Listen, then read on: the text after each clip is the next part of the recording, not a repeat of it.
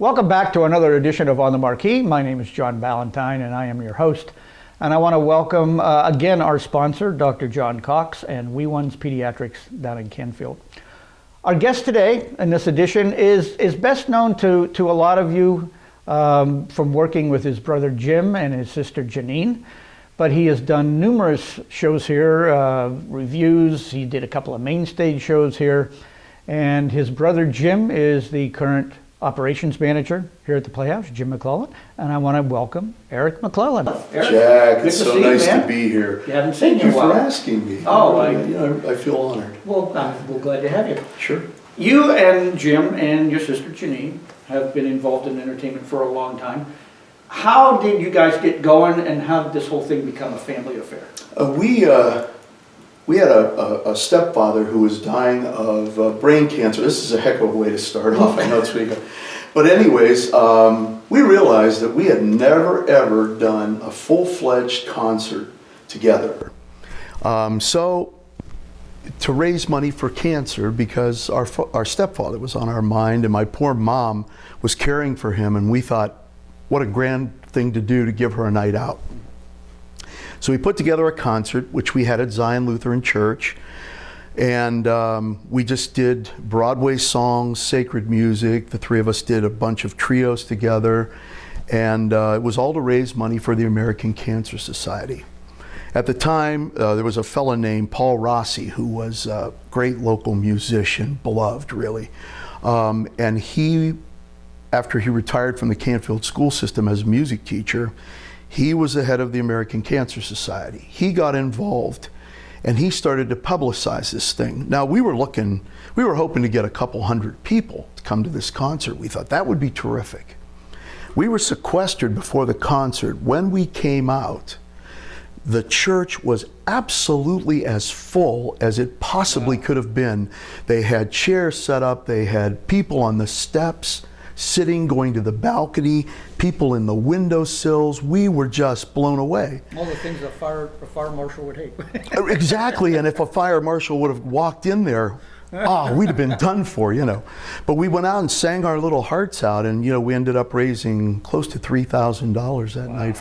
So we've subsequently done this many times just to raise money for different organizations, Epilepsy Foundation, Protestant Family Services.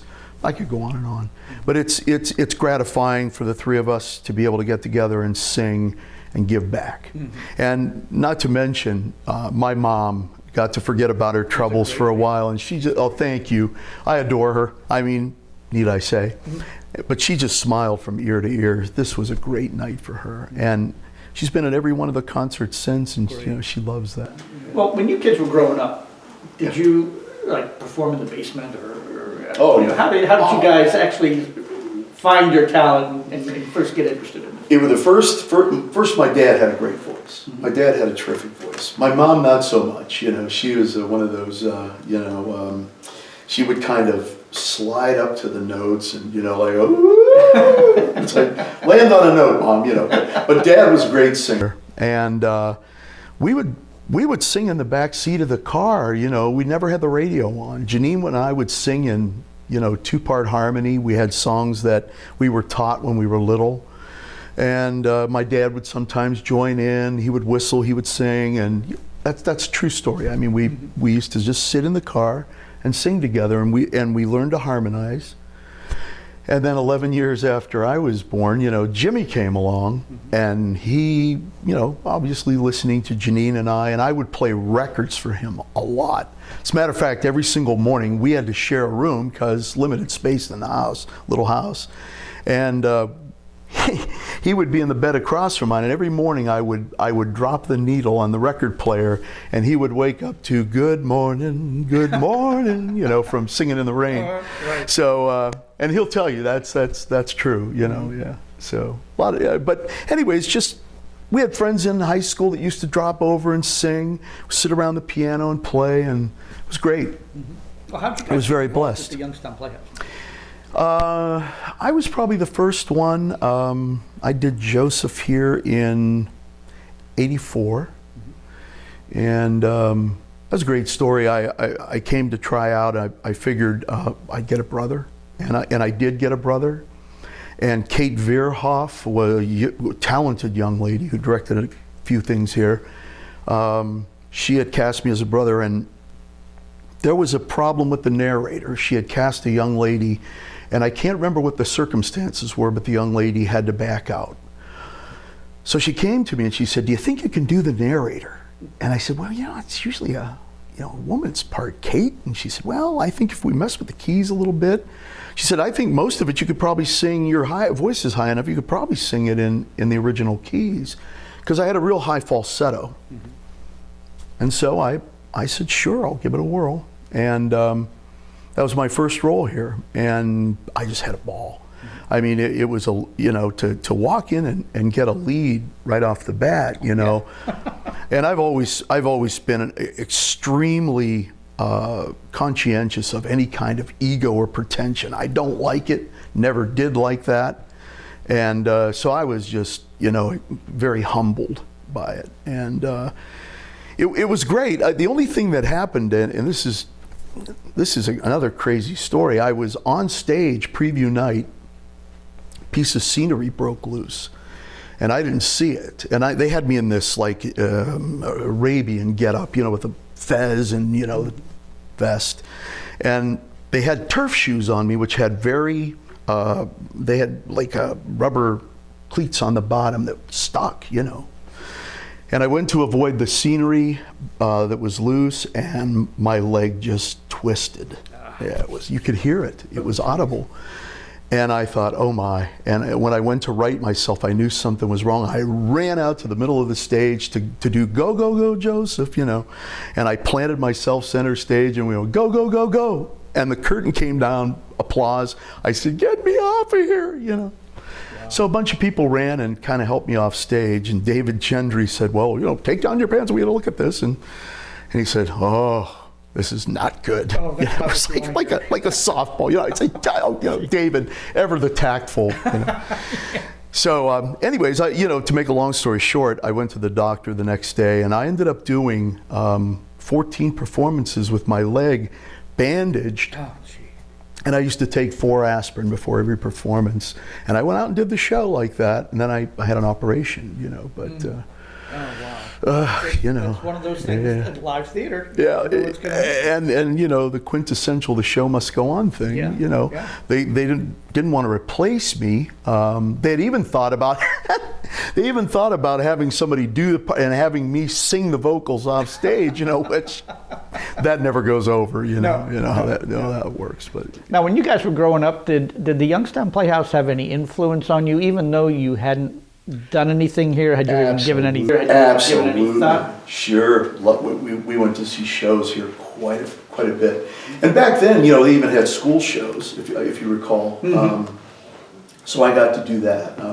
Got to come with school, and then my mom, big musical fan. Mm-hmm. She used to bring us to see some things, and I grew up watching some of the great Playhouse veterans doing these shows. And back then, it was mostly the standard fare. They would do the Rodgers and Hammerstein musicals, the Jerry Herman stuff, the Lerner and Lowe musicals, and that kind of stuff. So, which was great. That was great. Back in the late '60s, '70s, we probably started coming. Okay. So yeah, great. With the shows you've done here, and plus what you've done other places, what are some of the favorite shows and favorite memories you have of this place? So many. I mean, Jack, I think one of the biggest things is not only the thrill of being up there and looking out and seeing all those people and just, it sounds cliche-ish, but you're hoping to help them escape for a little while. And, if you're doing your job right, they get invested in what you're doing.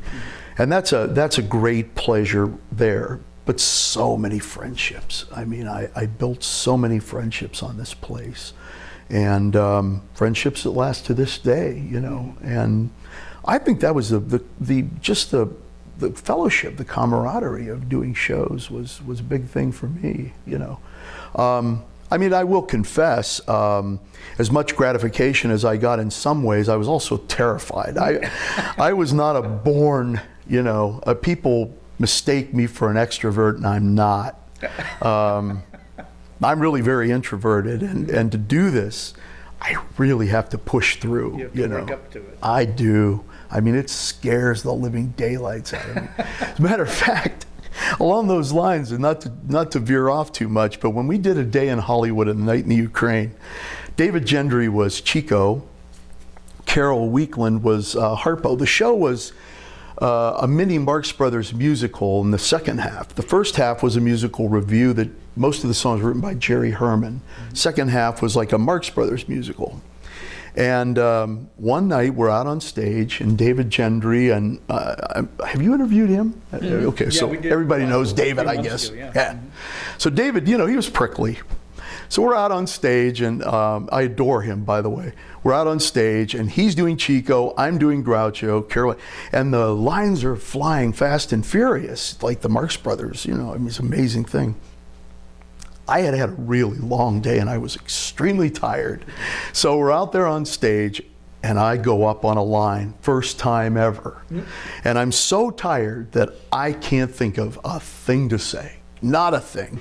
And David's out there with his arms crossed, and he's tapping his foot in character, and he's looking at me, and he goes, "Just the minutes," in character. And he walks off stage, and he gets the line, and he comes back out in character, "I think you was gonna say," and then he gave me my line, and off we went.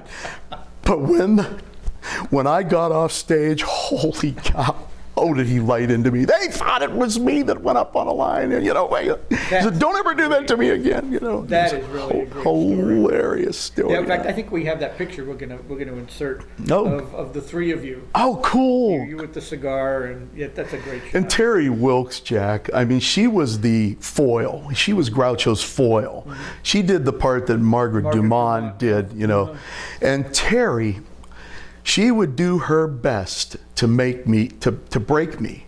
She'd give me these indignant looks, and when I would insult her, and I could not.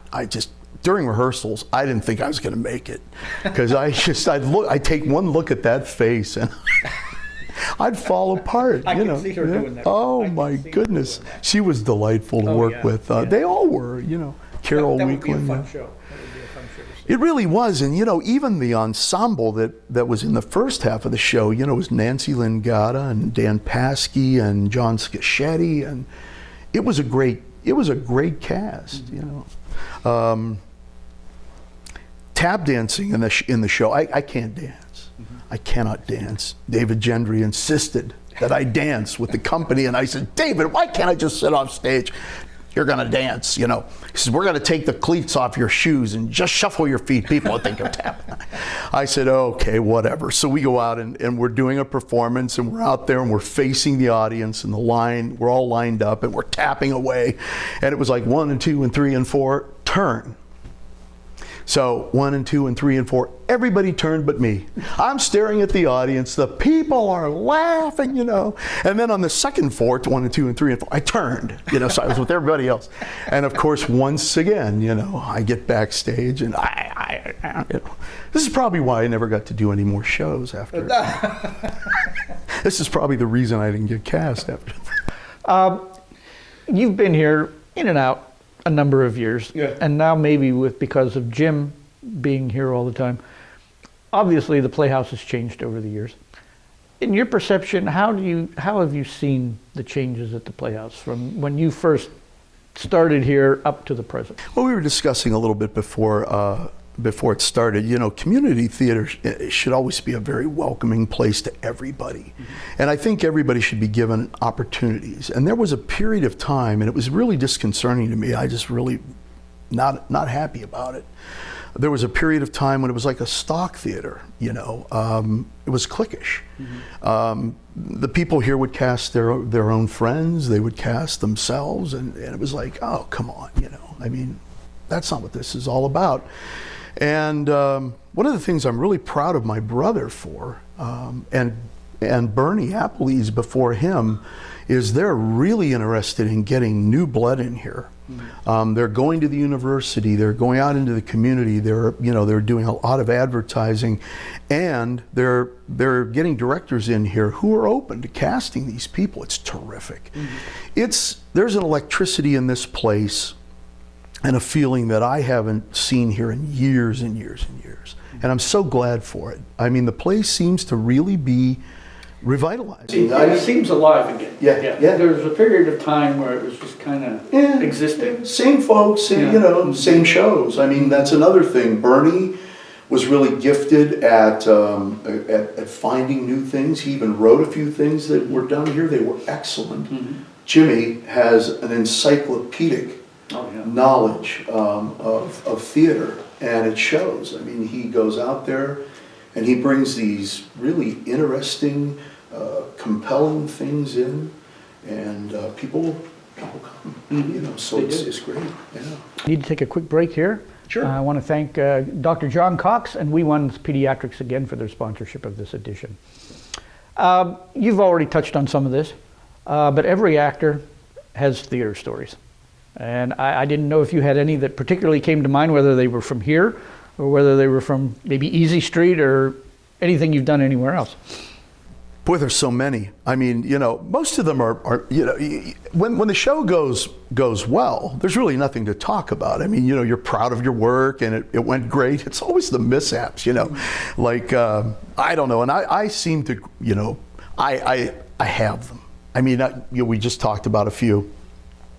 But it seems like every show I'm good for at least one, Thankfully, it's only one, and I guess everybody, same thing. But for me, I don't know, they're particularly harrowing, I was doing Beauty and the Beast. I did Crazy Old Maurice in Beauty and the Beast with Todd and Maureen over at Easy Street.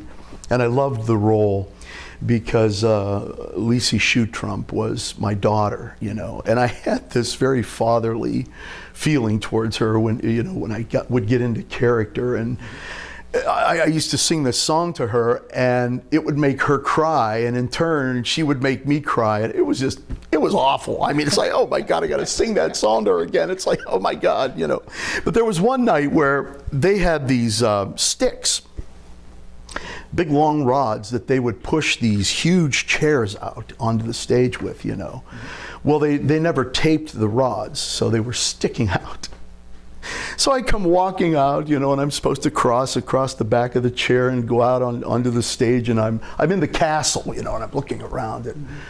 Well, I come out and, there are these rods, and I hit wall, and all the audience heard was thunk, this horrible thunk, And I got myself up, I went back out, and I thought, oh, here we go. I mean, it's going to be one of those things, And of course, the next night, Todd had glowing tape all over the rods.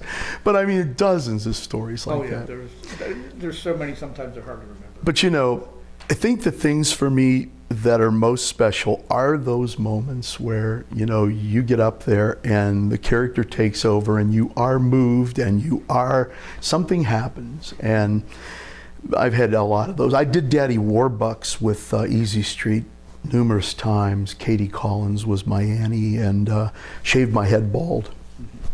And that show, I always wanted a little girl. I mean, I'm blessed to have two incredible kids, two boys, just beautiful kids. So I'm not regretting it, but I also often wished I had a little girl. And so getting to play Daddy Warbucks and being a father to a little girl for 2 hours every night that was an absolute kick.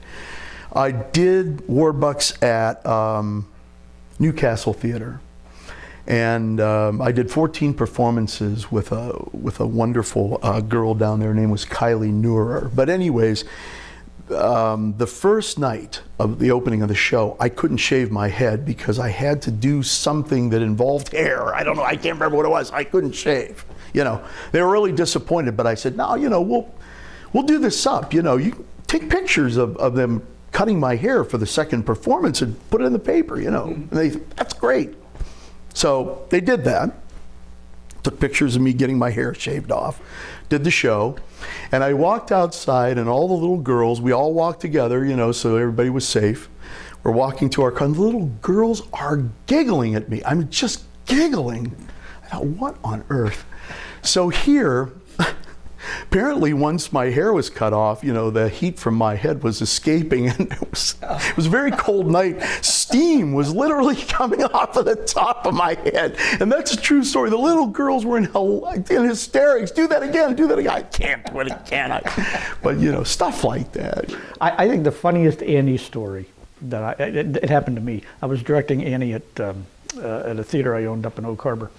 And I had to recast Annie because she had throat problems. And I got this wonderful little girl. She was just marvelous, and learned the role and got used to the dog, and she was out there singing Tomorrow, and the dog was on a leash, and the dog just kept wrapping itself around her legs until she couldn't go anywhere. Well, she didn't break character. We were using mics, and she didn't break character. She got through the song. She unwound herself in character, took off and did her exit, but she forgot that the mic, you can't talk as soon as you get off stage. She takes off, does her exit, and once she's off stage, she goes, "Dumb dog!" And you know what? That's so funny because I think Kylie, the little girl that did it when I did it at Newcastle, went to the bathroom with a live mic, which was hilarious. We hear toilets flushing, and yeah, you got to remember. The sound crew doesn't always remember to bring those mics down. So you get taught from very early on when you have one of these on. Make sure you don't talk. Yeah. Youngstown's kind of a strange town in that things come and go around here really quick. I mean, businesses open up, businesses close and vacate. What is it about the Youngstown Playhouse, do you think, that has kept it so vital for such a long period of time? For a long time, it had no competition. I mean, it was really the only theater in town. Now, thankfully, we have so many marvelous community theaters out there. But one of the things that I think, and I'm gratified to see this happen recently, is the synergy between the Playhouse, the cooperation. Jimmy is really big on that, and so I think the cooperation and watching these other places starting to flourish, that's very gratifying for me. But as far as the Playhouse itself, it's maintained pretty much, and of course it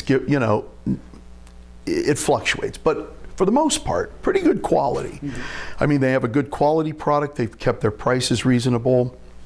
It's a great facility. It's been kept up well, and they're even making some renovations now to make it safer. And I think mainly the quality and of the shows and just a place for people to go on Saturday night to see a full-blown musical. I mean, other than going to Akron or Canton or Pittsburgh or Cleveland, I mean, here we are. And ticket prices are cheaper too. True, and also, they have a season. Now, Easy Street, they only do a couple of shows a year, right. Some reviews and different things. But for actual dramatic productions and musicals, it's a full season, and you can buy a whole season's pass, and at a reasonable price. So there's a lot of things that I think have kept it going, and I'm grateful that it's kept going. I mean, to think that we're approaching 100 years very shortly, it's unbelievable. And there's some confusion. It's the longest continuously running theater in the United States, community theater, and that's astonishing. It is. Yeah. I don't think that's said enough. I mean, I tell everybody that. I'm so proud of that. I think that's so cool. Especially when theaters, particularly theaters, don't last 100 years usually. Right, right. And sometimes that's even due to management. Different managers come in, they can sink a place. We've been lucky here.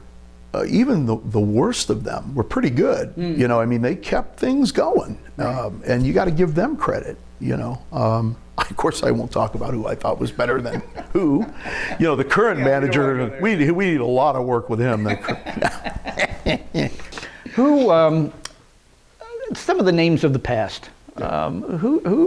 Which ones of those do you think were most influential when it comes to past Playhouse history? Yeah. Oh, Pat Fagan, definitely. Yeah, you know, Pat was just an incredible inspiration. There's so many, I don't even know that I could, if I start naming them. I always enjoyed, before she broke off, I always enjoyed coming here to watch Maureen Collins. Mm-hmm. She was just a dynamic performer, and I love performers with presence. You know, that when they walk out, you can just, it's like, you know you're going to see something special. Right. I love that. Of course, not to take away from the understated performers and the, you know, the method actors and all that stuff, but I loved those, some of those, you know, just big presences that used to come out on stage. You know, Phoebe Alexander, oh my goodness. Yes.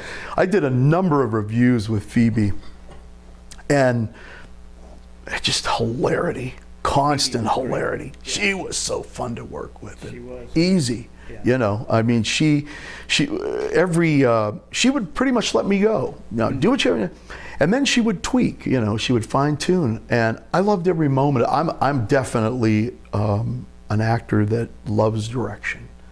I like to do my own things, but if they're not working, I want to hear about it. Mm-hmm. You know, again, the ego thing. You know, you park that at the door when you come in. You know. Mm-hmm. But Phoebe was a great director. I mean, she would just give me these little movements and, you know, these little things to do with my voice, and because she was a great singer, you know. Yeah. Another one I have to mention, Donna Downey. Mm-hmm. I always loved watching Donna. Oh my goodness, you know. Yeah, she's one of our best, I think, character. Torment the heck out of her because you know, she used to go up on lines, you know, a lot, you know, and we torment her about that. But it was always, she always recovered so beautifully, and she was magnificent to watch. But we torment her all the time. You know, he's a good friend. Now I vividly remember your brother Jim when he was probably about this big. Doing shows, I think we did King and I at I think it was St. Christine's, and we did a lot of. And he was such a funny kid, and always so much fun to have around, and such a smart kid. Precocious, yeah. Precocious, yeah. Oh yeah. And you worked with a lot of young kids at Easy Street when you did Easy Street. What do you think theater does for young kids? Oh my goodness! Why? I mean, you know, speaking of my brother, it lit some kind of fire in him. He just, I don't know, it clicked. You know, from such a young age, he just loved it, and I see that. I had a really cool moment in one of the Easy Street shows. We had done a Christmas show, and at the very end, everybody is up on stage, and we're all singing, "Have yourself a merry little Christmas." Bunch of the girls were young girls, you know, the teenagers that had, some of them had singing songs to sing in the show, you know, great voices. As a matter of fact, Courtney McKay, who's in Mamma Mia, she's playing the daughter. She was one of them, but they're all standing up there, and we're looking out, and there's 3,000 people, or 2,000 people rather, you know, just see a sea of people. And I just whispered to them, just take a look at this and absorb this moment. This is special, you know. Yeah. And it is. I mean, it really is. And you know, they all shook their heads. You know, they got it. You know, but wow, you know. I mean, you know, if you have a talent and you're able to get up and do that, how could you not appreciate looking out there and just seeing that sea of people and they're appreciating what you're doing? That's a tremendous thing. And it's a particular thrill, I think, when you get to play in a house like Powers Auditorium, where you've got 2,500, 3,000 seats. I mean, Playhouse is great. I mean, it's 500 seats, but when you get to play a palatial old movie house, well, which there's not many left. Wow. Yeah. It's really overwhelming almost. It really is. It really is a thrill to be up there. Yeah. It really is a thrill to be up there. Yeah, those Christmas shows and Annie and you know, they sold out, you know, a lot. And so when that place is full, the first time I ever walked out on that stage as Daddy Warbucks, you know, in my very first Easy Street show at Powers, It's a little daunting, you know. Thankfully they were with me. They were laughing. That gives you confidence, and I was able to just finally, plunge on. But boy, that's an astonishing thing. Theater's changed a lot for both of us since both of us started. What do you think it is about theater that keeps it relevant, that keeps people coming back, as opposed to, TV has its ups and downs, TV shows come and go, but theater always seems to keep people coming back. Why is that? I think it's the people who write the shows. If obviously there weren't compelling shows, musicals, and dramas and comedies out there to do, theater would die. But we in this country have such a tremendous pool of talent out there. Pasek and Paul now with Evan Hansen and I can just go on, but I've always loved Lynn Ahrens and Stephen Flaherty, Ragtime and some of their things. Once on This Island, I think, was one that they wrote. But anyways, we have such gifted writers and composers in this country. Really, when you think about it, musical theater is an American thing. Yeah. I know the Brits had some of the music hall stuff back early on, but really it took off with things like Oklahoma and. It's definitely an American art form. It absolutely is. Or at least we made it what it is, if you even want to put it that way. But that, for me, that's key. We just look over the Rodgers and Hammerstein, Lerner and Lowe, and then you get into Stephen Sondheim, and you look at the evolution. And as I said, Pasek and Paul, and Ahrens and Flaherty, and on and on and on. There's tremendous talent, writing these things, and thank God, makes you want to. Not only does it bring people in to perform them, people want to see it, Yeah, exactly. Look at Mamma Mia. Of course, it's getting on in age, but it hasn't been out there for, community theaters. The Playhouse is the first one to do it in the area. There you are. Yeah. And the interest in that has been overwhelming, Thank God for ABBA. I love ABBA's music. The musical itself, it's a little corny, but those songs, Well, that's what people come it's to just see. awesome. It's the songs, that's what draws them in. Yeah. There's been a lot said that there's too much theater in this area. You hear that comment a lot, and I think at the last count there's 17, 18 theaters in the area. Do you think that number's too high, or do you think there can never be enough theater? No, yes. No, yes. I think the more theaters there are, the more opportunities there are for performers. And some of those theaters are very small. They're very quaint. So, and they're operating, some of them are doing more intimate things that don't require, large space. And and if you're interested in the more intimate theater, if you're not interested in coming to a big, you have that to go to. I think that's terrific.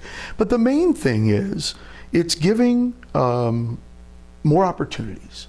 If there's just one theater and they're doing a show every so many, that's really a limited number of opportunities for, especially if, somebody who's just been a chorus person all their life, but are itching, to do a lead, but maybe don't feel comfortable doing a lead in a huge theater because it's scary. We talked about that. Well, then they can go to one of these little theaters and maybe do a lead, get their feet wet, and then move up. I can just go on and on. There's all different ways of looking at this, and I think all of them are positive. I suppose, it can't become oversaturated. Well, if that happens, some of the smaller ones may not be around as long, but even as long as they were around, they provided opportunity. Exactly. Yeah. So that's my feeling on it. Okay. But I think it's great. I think the more the merrier, I think. Yeah, it does provide a lot of opportunities. Yeah, and they do different kinds of shows. So you're drawing in different audiences, and you're getting different opportunities and different types of shows. So it's really kind of a training ground all the way around. Some of them, geared towards young people more than Brandon's, work, is mostly geared towards younger people, and I'm excited for that because, you know, it's getting young people involved and interested. I mean, even kids in the audience are saying, wow, I'd really like to do that, you know. And Maureen is doing still terrific work with the kids over at Easy Street. You know, she's dynamic, you know. Oh, she is, yeah. I watch her with those kids and it's like, holy cow, you know, she's firm, you know. Oh, yeah. But boy, it works. Yeah. Well, I think our time's up for this edition, and I want to thank you for coming in. It's good to see you, as always. Thank you for making this so. It was a real pleasure. Well, good. I'm glad you enjoyed it. I hope you can use you know, a small portion of some of my stuff. Oh, you know? Yeah, definitely. We will. There's going to be a lot of editing. Thanks again, Jeff. Thank you. Yeah, absolutely. And thank you for joining us for another edition of On the Marquee, and we will see you next time. Bye-bye.